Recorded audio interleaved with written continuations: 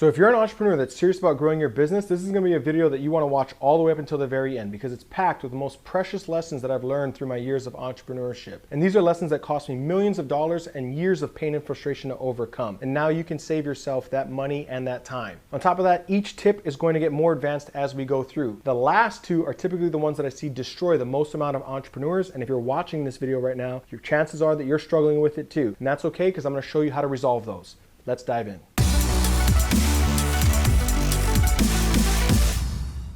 All right, starting with one of the more obvious signs that you're the reason that your business isn't growing. Sign number one is that you're struggling with burnout. And burnout can look lots of different ways. It can potentially be as simple as, looking forward to clocking out the end of the day so you can unplug from work. Maybe you don't really experience that until closer to the end of the week where you start looking forward to the weekend so you can finally get some time away from the business. And it can lead all the way up to real severe symptoms of anxiety and potentially even panic attacks. And I've seen the entire spectrum, both personally and from working and consulting with lots of different entrepreneurs. To be fully transparent with you, I experienced much of the same thing, growing my primary business from zero to almost $20 million in sales in its first year and growing up to about 60 plus employees in that time. I struggled there for several months with severe anxiety up until the point that I was even having to force myself out of bed some mornings because as soon as I opened my eyes, I would start to feel the anxiety set in. I'd feel like I was on the verge of a panic attack just thinking about all of the tasks on my plate at the time. Now, to be also really clear with you, I'm very grateful for that experience because it forced me to reevaluate the way that I was doing things. And here's what I'll say about burnout. If you are feeling burnout, even from a mild symptom all the way up to those severe symptoms, at the end of the day, what it really comes down to is there's just simply too many things that are on your plate. For whatever reason, you're not willing to delegate and trust other people to take things off your plate. And probably more importantly, there's things on your plate that you're not necessarily good at or work that you're inspired about, and yet you're still choosing to do it, whether it's because of a lack of trust in other people or simply an inability or the illusion that you don't have time to train other people up to do it. So if you're experiencing burnout, your business is definitely not growing because ultimately you're just doing too many things. The number two sign that you're the reason that your business isn't growing is that everyone is reporting to you, which can obviously lead to number one, which is burnout. Now, I can't tell you how many entrepreneurs I've talked to over the years that are in critical growth phases in their business where they're moving from multiple 6 to maybe 7 figures or 7 to 8 figures, and yet somehow they've managed to build a team of 10 to sometimes as many as 15 people that are all reporting directly to them. And this is typically a symptom of a couple of bigger issues. Issue number one is that you might be a little bit of a control freak, and growth and control are opposing forces. The more that you want to grow, the more you're going to have to relinquish control over time. And let's be real, us entrepreneurs, we tend to be control freaks. The number two issue is that you have a tough time duplicating yourself. Everything's living up here. So rather than providing your team with a set of processes to follow or a decision-making matrix that'll help them make better decisions to address problems in the business, you are instead creating task rabbits. People who are there to take orders, they go out, execute the order, and they come back and say, hey, what's my next order? Now, the issue that I've seen over time is that most entrepreneurs really can't manage more than 2 to 3 people that are managing a set of tasks that are closely related. At that point, it's usually a good idea to start to bring in a manager. And this offers you more leverage. A manager could be managing, 2 to maybe even as much as 10 people, sometimes maybe more. Now, let's say that you have 3 people being managed by a manager, and now you only have to have one conversation with the manager. Well, in a 1-hour conversation, you're actually directing 3 people and an 8-hour workday for each one of them. That means in that 1-hour conversation with a manager, you can direct now maybe up to 120 hours of man hours that are going to take place over the course of that week. Now you have leverage, and the more leverage you have, the more scalability you have. The number 3 sign that you're the reason that your business isn't growing is that you're surrounded by people who agree with you all the time. In other words, you have too many yes men or yes women around you. Now, this is typically created by the authoritative type leader because people don't feel that they can really stand on their own 2 feet and disagree with the leadership. Now, here's the risk with that, is that would you rather have 1 brain with 100 hands or 100 brains?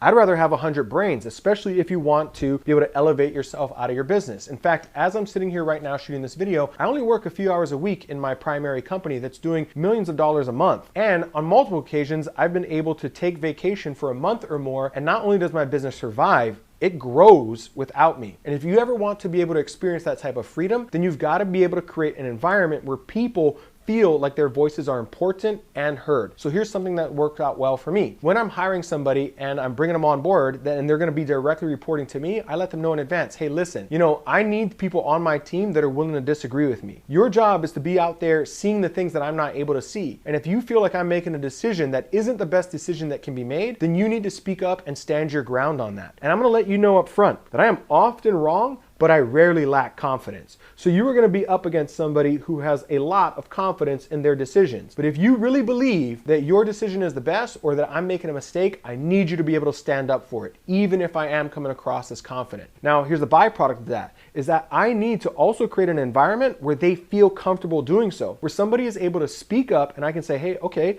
I understand. I'm glad that you're speaking up about this.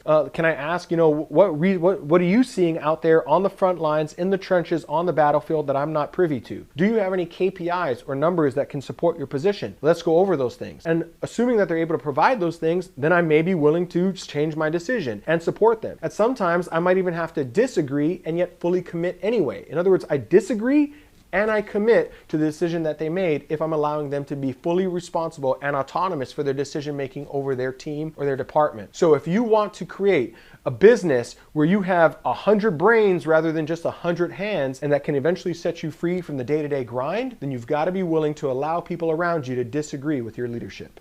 The number 4 sign is that you lack delegation skills. And there's usually 2 ways in which people fail at delegation. Entrepreneurs on one side tend to have a hard time accepting the short-term constraint on productivity in exchange for long-term increase in productivity. In other words, you have a task that comes across your plate that would normally take you about 20 minutes, but now it's going to take you upwards of 2 hours because you have to set up a meeting or a conversation with somebody on your team. You've got to show them how to execute the action. You've got to explain to them what the action is. And more importantly, you've got to explain to them why that action or decision is the best one. If you only explain what, then you are creating a task rabbit in your business. If they can ultimately learn the reasoning behind the decisions or actions that are taking place, then potentially over time, you're creating somebody that can play a bigger role in your business and you're beginning the real duplication process. However, now you've got to take this time to explain something to someone, and now it costs you all this extra time to do something that normally would have taken you maybe just a few minutes to an hour. Well, here's the issue, is that a lot of entrepreneurs will just jump in and start doing the tasks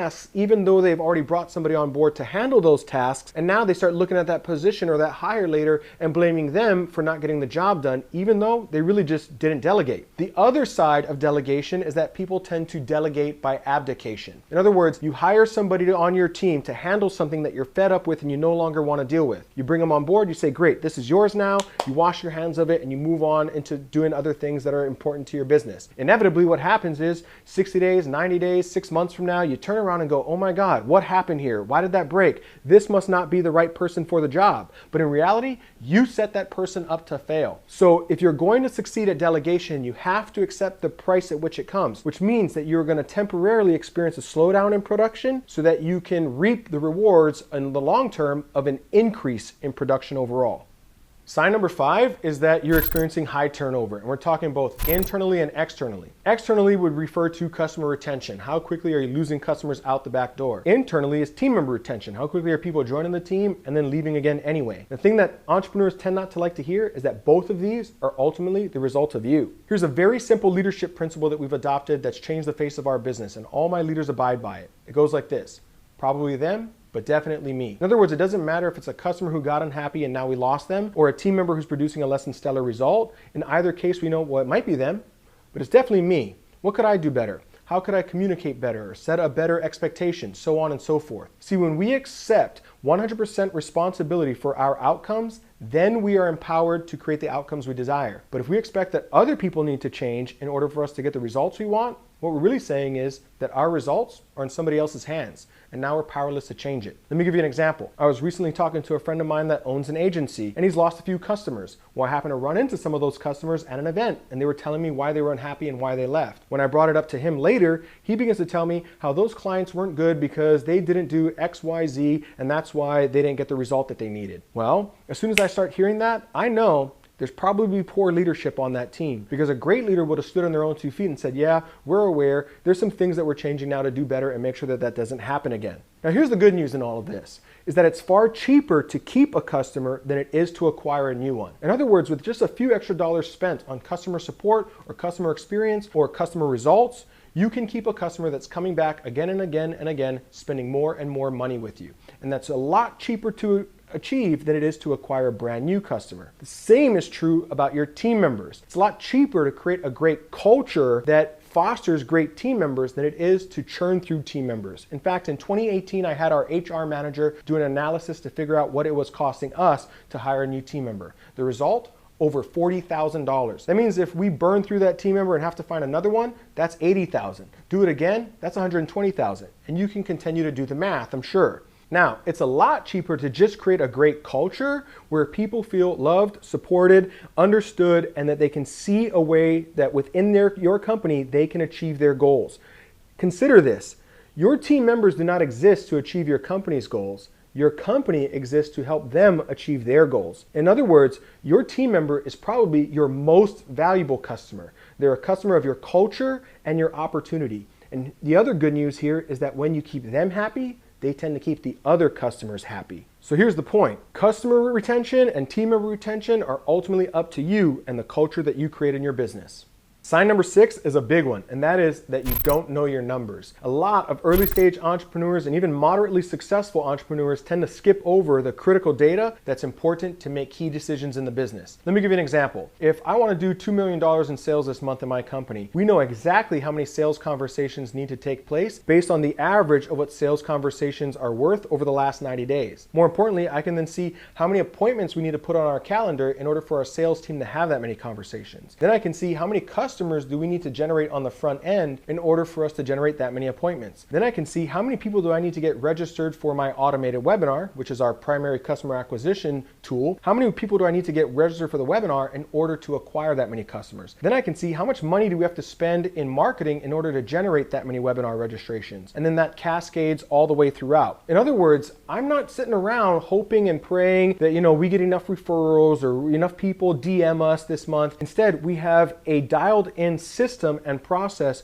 for measuring the results that we're seeking to achieve in the business. So we have KPIs that run across the entire business, and they're really broken into two parts, what we call dashboard KPIs and undercarriage KPIs. Dashboard KPIs are, think of it like this. When you're driving down the road, what do you see on your dashboard? Well, really you see how fast you're going, do you have enough fuel, is the car getting too hot, these sorts of things. In other words, you just see enough information to know whether you're gonna arrive on time and alive. But if the engine starts smoking, it's time to take it into a service station. They're going to plug it into a computer, pull out all the diagnostics, and now you're going to have all this other data that you're not able to see on a dashboard. Well, it's similar in a business. In the dashboard KPIs, as an example in marketing, we know exactly how many leads that we're generating, how our webinars are converting, how many of those people are converting into an appointment for the sales team. And if something goes wrong, we can pull up the undercarriage KPIs and see what is our click costs on the various ads that we're running, how is our landing pages converting, so on and so forth.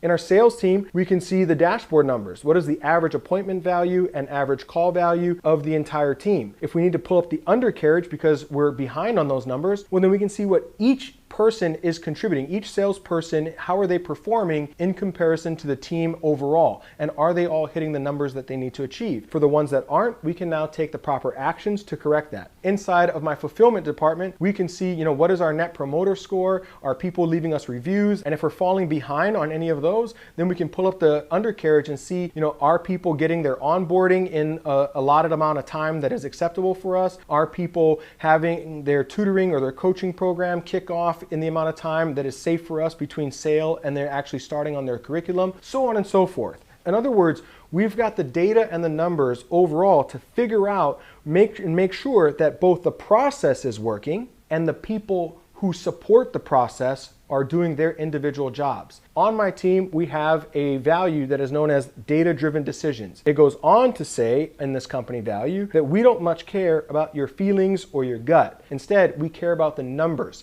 Every single role is measured by a KPI and we adhere to the story that it tells. In other words, we know our numbers and we adhere to the story that those numbers tell. And all of our decisions are derived from what the data is telling us must happen in order for us to achieve our goals. Know your numbers and you'll know how to get to your goals.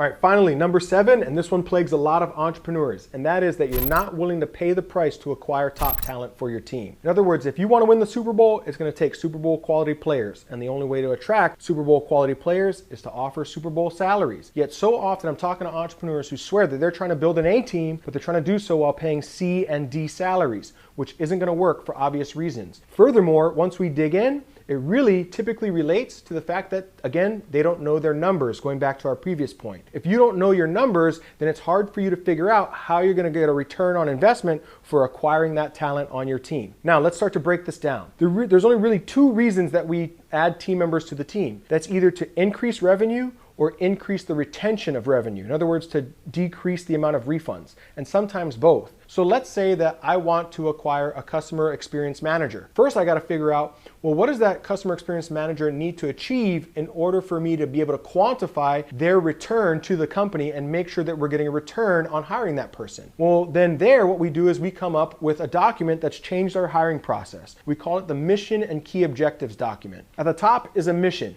It's what that person needs to accomplish within 12 months in order for their role to be considered a success. The key objectives are the supporting pillars that go into meeting that mission. As an example, the mission might be to decrease refunds by 10%. Well, if I am currently sending out $1 million a year in refunds, well, then saving me 10% would be saving me $100,000. Now we can go into the key objectives. Some things that they might need to do in order to hit that mission is to create a customer retention or refund saves process, or to create a customer experience that increases customer satisfaction to some sort of a number, so on and so forth. Basically what we're going to do is map out what are the key objectives that are required in order to achieve the mission, and then what is the return to the company for them achieving that mission. Now, can we get them for less in a salary that is less than what the return to the company is? If they're going to save $100,000 and I can acquire them for $70,000 or $80,000, well, now I can clearly see that there is a return on this investment. Once we know this mission and key objectives, by the way, we're also able to filter out the A players. Because C and D players see, oh my God, that's what I'm accountable to. I'm not sure I can hit that. And they eventually weed themselves out. But A players love the challenge.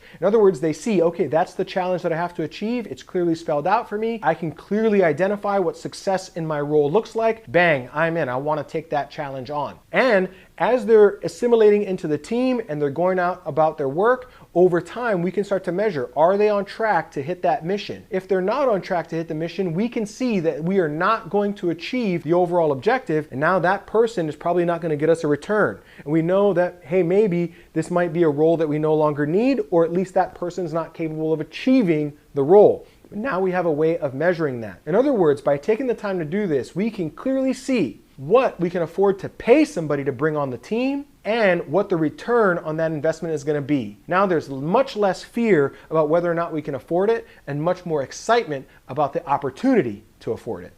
So if you got value out of this video, then make sure you watch the next video in the lineup, because in that video, I'm going to go deep on how to define the numbers that are going to best drive your business. By the way, my name is Keala Kanae. I'm an entrepreneur that got started a few short years ago while working in a coffee shop for minimum wage, and I've gone on now to create multiple 7- and 8-figure businesses. And I share this stuff on my channel in hopes that it saves you time and energy as you pursue similar results as well. So make sure you subscribe and hit that little bell notification so you get notified every week that I drop more content like this. Make sure you watch that next video, and I'll see you there.